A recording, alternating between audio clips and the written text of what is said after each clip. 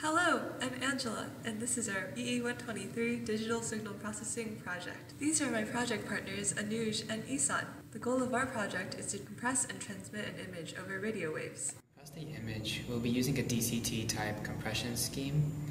So we'll compress the image down to a transmissible size, which is less than 7,500 bytes.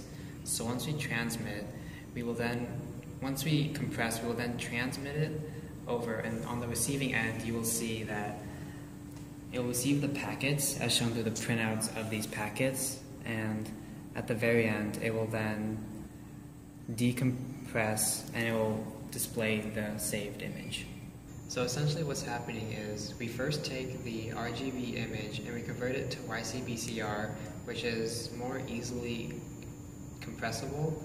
We then take the YCBCR image and we downsample it to a smaller size.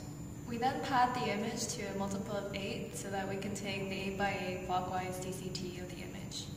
We then quantize each block based on a quality factor. We decide the quality factor in an iterative process where we see the resulting size of the compressed image, and then if it's not small enough, we quantize to a lesser quality factor. If that's still not enough, we downsample the image and restart the quality factor deciding process.